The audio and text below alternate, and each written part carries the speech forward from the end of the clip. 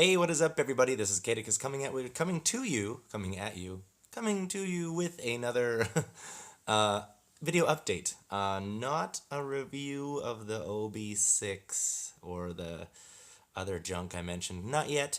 I'll get around to that. But first, I wanted to give an update on what happened recently. I just received my OB6. And it sounds wonderful, and I'm enjoying playing with it. But in the last video, I asked you guys what you recommended as a DAW for something that's simple and easy to use. Now, it's worth noting that I already have a brain in my head. I already have an MPC Live. And the MPC Live is actually a DAW, but I kind of didn't like using it before because I don't know. You ever have that kind of like a bad experience with something, and because you had that experience, it kind of just taints your view of it and makes you feel like it's more difficult to use it than you remember or whatever. I don't know, or you remember it being more difficult than it is. So I have been kind of avoiding the MPC Live, just thinking it's just too convoluted or difficult to use. But a couple days ago, one of my subscribers, one of our viewers, Moses7, that's MOSEZ7 or something, or MOZES, I don't know. I don't know. It's Moses7, however that's spelled. He explained to me that my biggest issue with the MPC Live, which is that you cannot mute audio tracks between sequences. He said there's a workaround that you can delete audio tracks from a sequence and it'll stay in the other sequence. Better said, you can erase them. That's the key word here. And I have been trying to make use of the audio tracks in a way that, I don't know, seemed useful. But I could find no luck with that. And he gave me a little video tutorial of it with a really blurry camera. But still, I got the gist of it. He explained or showed me how to do it, how to delete an audio track from one sequence so that it stays in the other sequences. And this blew my frickin' mind, man.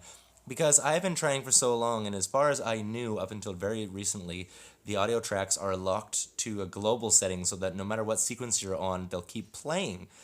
And they'll only be as long as the sequence. So anyway, he told me that there's a way to erase the audio tracks. He showed me how to do it, literally like selecting the audio track and pressing the erase button right there, which I had never considered to do. I tried going into the waveform and hitting the delete button and deleting the information from inside the audio track, and it just globally deleted it. It was just such a pain in the ass. So of course you can understand my wanting to stay away from it. I still think that audio tracks should be able to be muted per sequence, and that is still something you cannot do, and I still don't understand why, because it'd be so much easier. But hey, at least now I can make an audio track play in one sequence and not in every sequence, and that was the obstacle in my mind that was stopping me from liking my MPC Live.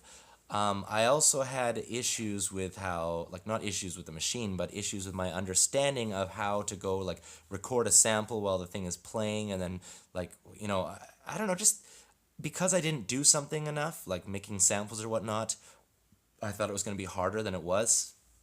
But anyway, once Moses7 taught me how to do the audio delete track thing, whatever, today I was waiting for my wife to have a class, and I decided I'd bring my OB6 in here. I'd bring the Arturia Mini Lab MK2 in here, and the MPC Live, and I'd just fiddle with it, And I started making some sequences on the OB6, and they sounded really good to my ears, maybe just to my ears, I don't know, but they sounded pretty good, I thought. For example,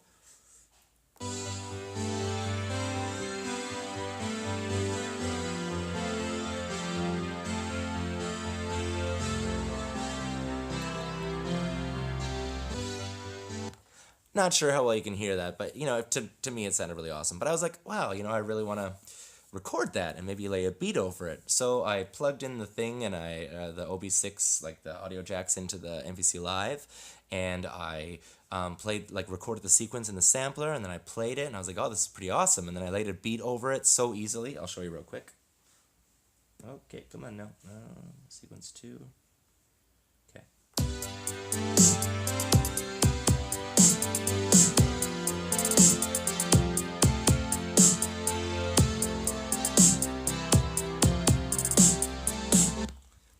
So easy. It was so easy to do. It was wonderful. And then I did some more recording, like through the sampling, and put that in there too. And then I put some more beat on top of that and more sequences. And then I realized as I was doing it that it was super simple to use the MPC Live as a DAW, which kind of deletes my last question or erases my last question of which DAW should I use. I actually feel now like the MPC Live is the recording and music production software that I've needed, even though it's a piece of hardware, but of course it has the software on it.